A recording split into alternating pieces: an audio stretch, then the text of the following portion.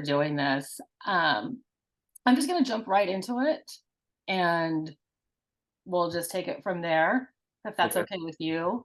it's fine. Yeah. Oh, perfect. So you live in Oakland or East Bay. Yeah. How long have you been in the Bay Area? I have a storied past with the Bay Area. Like my little brother was born at SF General, so I Hmm. was here when I was really young, but we had to move because it was two kids with my parents around 97 to Sacramento. Then I came back like 2009, 2010. So I've been out here for 14, 15 years now. But Okay. yeah, I was here and then left and then came back. So you're a Bay Area person. We'll just say that. Yeah. You're in the Bay. It's in your blood. Yeah. How long have you been at Anchor? When did you start? I started at the near the end of the year of 2017, and I've been there since. Okay, so were you there when Sapporo took over, or were you there after? I was there before and during. Yeah, Okay. like How right before yeah, how did that go? the The, take. the I don't takeover. want to take over, but the acquisition, I Yes. guess. At first, like it was happening during a time where like, Lagunitas was getting bought out by Heineken. You got AB InBev that was buying out other craft breweries like Goose Island and stuff like that. We felt, I think a majority of us felt like, oh, okay, Sapporo's like an old school Japanese brand. They know what they're doing. I'm sure they'll recognize the history of what Anchor is and take care of us. So I think at first we were just like, all right, let's just see what happens. And like I think for like 1 or 2 years, they really didn't do much. Like they were kind of hands off for the most part. It wasn't until I think around COVID is when they started to get more deeper into like changing things or making things kind of happen on a whole lot of different levels. So for the first couple of years, they left you alone, Yeah. it seems like. How many people were working at Anchor at that time? I read 130, 120. Did that sound Yeah, about right? that sounds about right because I think we unionized or we went public with our union campaign in 2019, and at that time, the people that were going to be under the bargaining unit, which I guess the union members, was around 80 to 85. So that makes a lot of sense. Okay. Were you part of the union or Yeah, the group that yeah, wanted to unionize, I should say? I was. We as in like the group that I was responsible for, which was the bar, Public Taps. We were contacted, I think, halfway through their underground campaign because they didn't know that we were part of the same company. Oh, okay. It was interesting, but now, I mean, now we are. But um, yeah, I was part of that. Okay. Because I definitely remember 2019, like the big push for Anchor to unionize. There was a lot of social media around it, and I thought that was a great idea. Yeah. Let's go back just a little bit. Do you remember anything about the 2010 sale of Anchor when Fritz sold it? No, but I did work like there are still people there that work there during the time. A lot like there's like a good amount of people there that are like my father's age that I work with, which is kind of cool sometimes. It's like hanging out with my dad all day. Um,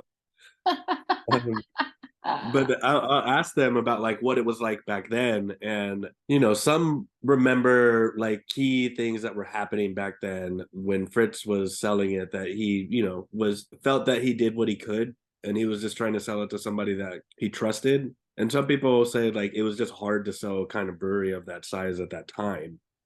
That he ended up with Keith and Tony, which were the Sky Vodka executives. And from there, that was where the other craft beer boom started to happen. But Fritz took care of his people. Fritz took care of a lot of what was going on. People would tell me that Fritz would be like walking around constantly, like just checking in on things and like be able to fix certain machines that, that are still in use today. But he would go down there and like fix those things. Like he took care of his place. I would say one of my jobs bartending, I was at Pie Bar, which at the time was pretty big in the craft beer. Not a lot of taps, 12 taps, but we always had Anchor Liberty. It was very sad when Fritz sold. Like Yeah. a lot in 2010, like a lot of the beer community and a lot of bars were very sad. We all knew that it wasn't going to be the same. Like the recipes may not be the same, the beer not be the same. And a lot of San Francisco took that hard. So fast forward to 2023, when now we don't even have Anchor at all, Right. the possibility of losing this, another, hit to the beer community, San Francisco, San Franciscans, Bay Area. Were you surprised about that announcement 2 weeks ago, 2.5 weeks ago? Yes, actually. Like we all kind of saw the writing on the wall, right? Because we see it, we live, breathe, and die this thing, right? Like we see it every day. But what was surprising about it was how fast it was. Like 2 months ago, 2 months ago, I want to say that the Christmas ale announcement came out where we weren't going to be brewing Christmas ale, and that is like a huge thing. We were super mad about that because like that, like the changes of people happening with the beer industry with not, all the crazy IPAs and like crazy beers people are coming out with and it being hyper local, understand like that Christmas ale was like our craft, right? This was the beer that people would buy to bring home to people, that we would have those magnums as like a gift to people during Christmas and Thanksgiving. If anything, this thing sold itself, right? To hear that, we were just like, something's up. Something's going down and we don't know what, but it's not good. The other announcement that happened during that time was that we were going to only California, which a lot of us were like, that sucks, but also like that makes a lot of sense with the way that the industry trends are going, right? And then literally the next month, they're like, okay, we're done. We're going through something called a assignment to the benefit of creditors process. And we were like, we didn't even have a chance to come back. Like, what just happened here? So, I mean, we've seen it for the past like year or two that like we've seen things kind of decline a little bit. And like, I don't want to say it was like 100% surprise. It was just the fact that it happened so quickly. Like, we weren't given a chance to try and figure out something beforehand. We were kind of kept in the dark most of the time. Not cool. That's super shitty. Yeah. Oh my God. Again, I was pretty surprised about the Christmas ale. Exactly what you're saying. People waited for that and knew when that was coming. And we all talked about the release of it and what this particular Christmas ale tasted like versus years past. Yeah. To me, I don't remember, my palate isn't that good, but people had debates about the Christmas ales of the past. Like people really got into that. That's just still so shocking. So now that we're in this, or Anchor's in this kind of weird limbo, can Mm-hmm. you talk about the next steps? So there's a group of us, a good group of us that we've been kind of meeting on and off. The group has been getting larger and larger every time we meet, so there's starting to be more buy-in about it. But when we heard the news, we contacted our union officials and said, "We don't know what to do. Like, what's happening? Blah blah blah." There's always this kind of running joke that what would happen if we owned the brewery? And I guess this was the time where some of us were like, "Well, it's either we lose this or we actually try and like do a huge swing at this." And we decided to try it, put our name in kind of the bids like a week later, got the response from Sapporo that pretty much was like, okay, we'll entertain it, but give us a qualified representative. So we got a bankruptcy lawyer, got some other lawyers that specialize in converting private businesses to worker co-ops. I'm sorry, is that the Project Equity? Yeah, Project Okay. Equity. Yeah. And then Tuttle Law Group also is helping us out with it as well. And then they dragged their feet for another week. And then we were like, what's going on? Like, what's happening? We've heard that you've given out some financial information to other investors, but why are we not getting it? We got everything that you needed. We can't make a solid bid without seeing what we're bidding on, like the due diligence behind it. And then we get a response back like a couple of days before like they lose control. We're like, it's too close to the deadline. We're not doing this. We're closing it off to everybody. So now we're in this weird other limbo where Sapporo is out of the picture for the most part, from my understanding, and is now in the assignee's hands, which is a third party liquidator. And we've been trying to get in contact with this person and haven't received anything back yet. So now it like this whole transparency thing that's been kind of an issue with Sapporo in the most recent times is now spilling into us trying to actually buy this brewery and be serious about what we're trying to do. Oh So my gosh. There is a solid group of us that are trying to get it back, and it includes union members and management members that actually care about this place. But it's been a hit the ground running kind of thing as we go, and it's always like a swing every time we do it. But we keep trying. I am not in a business sense or sort of capacity at all, but it just seems just like let's be shitty and then extra shitty because we can. We're this like gigantic corporation, and we don't have to play ball if we don't want to. And I think that's just really, really terrible. It What do is. you think about the comments that the anchor representative said to the public or to the press about San Francisco just being too hard to function in as a business? Because San Francisco is obviously getting a lot of bad rep, like businesses are leaving, they're shutting down, downtown's a mess. I kind of felt like that was just a cop out about that particular comment that, Anchor isn't viable because it's just too expensive in San Francisco. What do you think about that? Yeah, that's a tough one. I mean, there's this, what do you call it? What do they call it? Like a death spiral that the city is going A into? doom loop. Doom loop. There we go. And it's like, yeah, I guess, but like, there's so much community behind this that I feel like, and this is my personal opinion with it, is that it's changed so much the brewery itself, like to where it didn't really take into account what it actually did for the community, that we lost kind of the sight of what it was. The people at the helm of it, the leadership of where it was, didn't really understand what they had, right? And if we had it in workers' control, that we're part of the community, like we live here, we struggle here too, that we be making business decisions all together to make sure that it stays within the community and not always think about growth, right? And yeah, there is like a doom loop going on in San Francisco, but how poetic would it be to try and break that doom loop with people that are like born and raised here? I'm not from this area. I wasn't born and raised here, but this job was one of the only jobs I've ever had where I've had a majority of people that were born and raised here that are multiple generation San Franciscan. So I think it's poetic that we are trying to get it back as people that understand the city and have been out here long enough to even remember what the 2000s kind of crash was, you know? I mean, we were 10 years old, 12 years old at that time, but our parents were there, and now we're in this kind of next generation of it that we're not going down without a fight. I know exactly what you're talking about generational San Franciscans. Yeah. This city has become really a transient city, and I think, in some senses it always was. But now if you meet somebody who's actually a native San Franciscan, you're really very surprised. Yeah. So many people have had to leave for so many reasons, usually because this place is so expensive. I agree that would be just such a great thing to just show what community can do. Have you Yeah. been surprised about like the news reports? Like you were featured in the LA Times. Has Yeah. that been a surprise? I mean, to some of us that have been talking to media, yeah, a little bit, but like I'm used to it as being one of the kind of faces for the union when we did it, that I'm, just kind of like accustomed to how to speak to people on a daily basis. It has been a lot more overwhelming since then. Like I feel like we're getting way more attention now than we were back then. And back then, like I remember I was still at SF State and had another job as well. That like I was like, oh man, this is crazy. But now, even now, it's like it's even crazier. Like constantly on calls with people. But yeah, it has been crazy.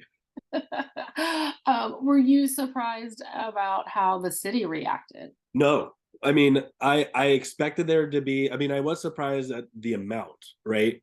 But I expected there to be kind of like everybody coming out of the shadows with it. I think the one thing that like a lot of us have seen or heard from people, especially when we talk to them, is just like, I haven't drinking your beer in a while. And it's like that's kind of why we're in the position we're in, right? But those same people are just like, I did not realize how solid this kind of beer was, in a market that's always like the shelves are always IPAs or seltzers or mixed drinks or whatever. To have just like a regular steam beer or just the Liberty Ale, just a solid, just like I don't want to say middle of the road, but just like you're not going too crazy and it's not that bad. It's a refreshing kind of like take on what beer should taste like. I agree exactly. What did you think about the rebranding? I hated Yeah. it. Yeah, I thought it was a bad idea. I understand, as well as a lot of us understood, that we were trying to tap into a different market and trying to be a little bit more appetizing to the younger audiences, but it definitely missed the mark. Oh my God. Yeah. Yeah, and it I could see how they tried to make it stand out on the shelves because they were trying to get more shelf space in like Rayleigh's or Bel Airs or Whole Foods and stuff like that. But the fact that it changed into what it was just made it part of whatever the crowd was. I think one hilarious comment that we read on Twitter was, "How do you manage to gentrify a beer brand?"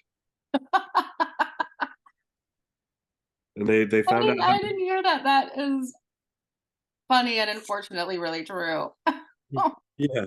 Oh, oh, that's terrible. Oh my gosh. Oh, I was pretty surprised about that rebranding as well. I'm not in marketing. There were no, madmen in the 1800s, but obviously somebody figured out you put an anchor on an anchor brewing and you're done.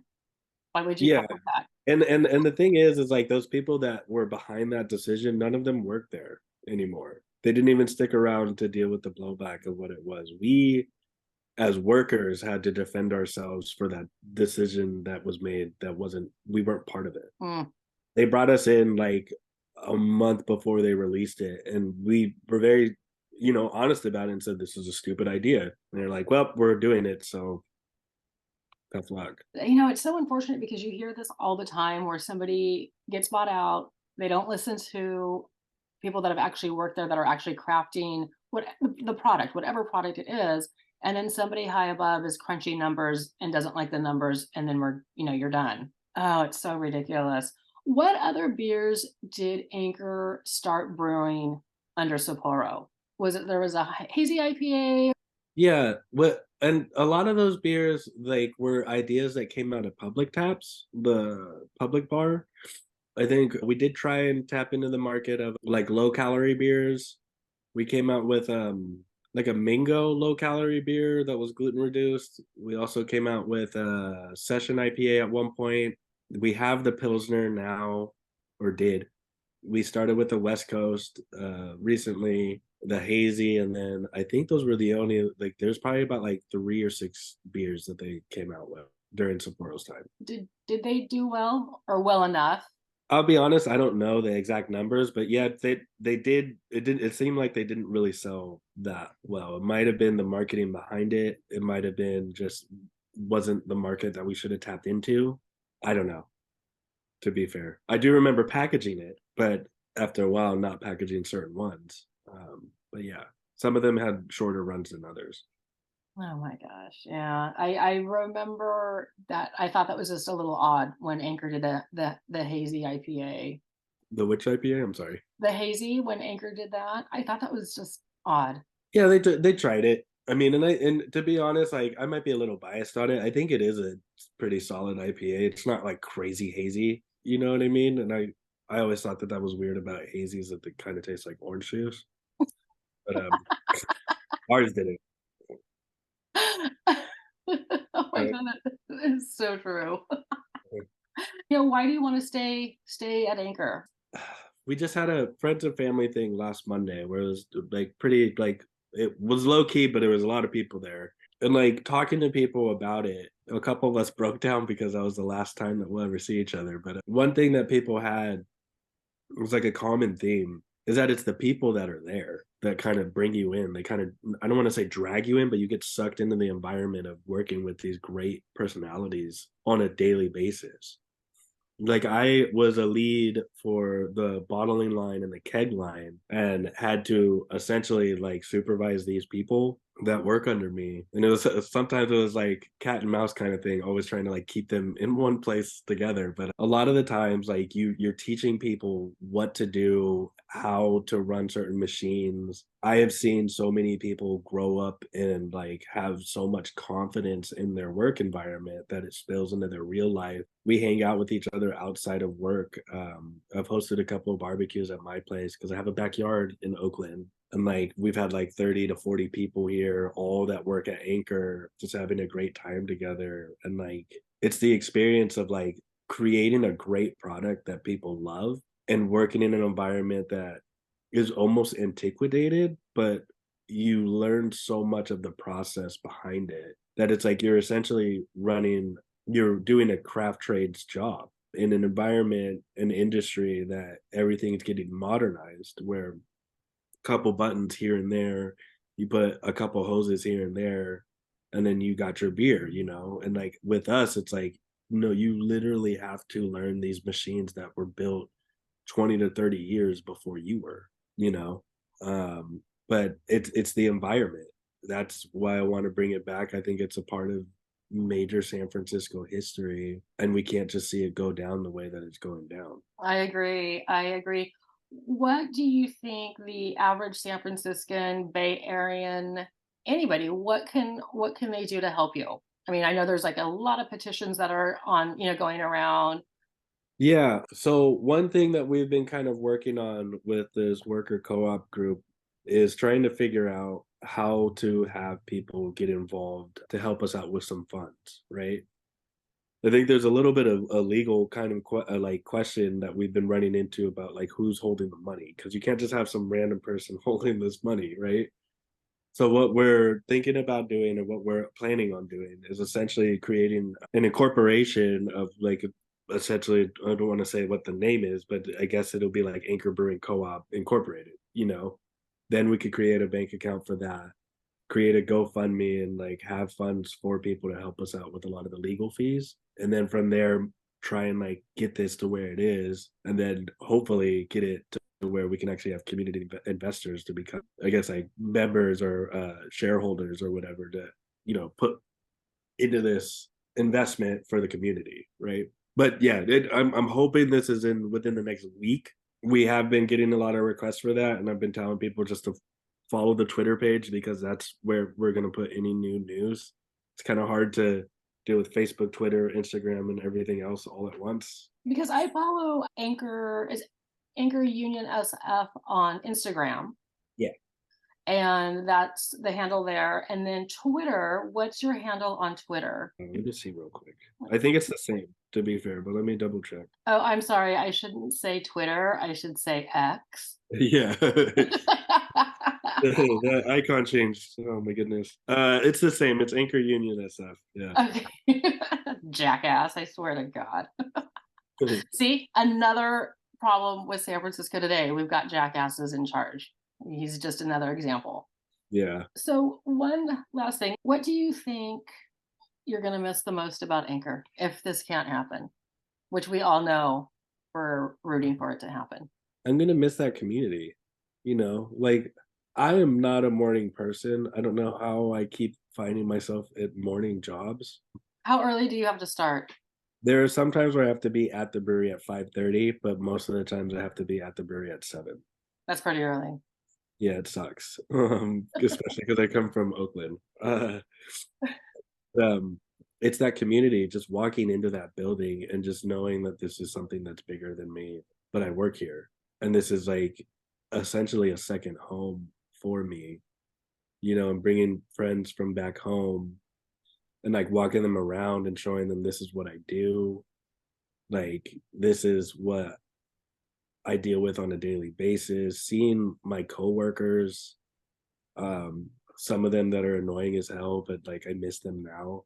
It's just those friendships and connections that, you take for granted that you see every day. That's essentially what I will miss. Well, I know you know this, but you've got a whole entire city behind you and behind Anchor. I just want to say thank you so much for answering my text. Again, I hope you feel better, rest up, and I will contact you just like with follow-up and stuff like that, if that's cool with you. Yeah, that's fine.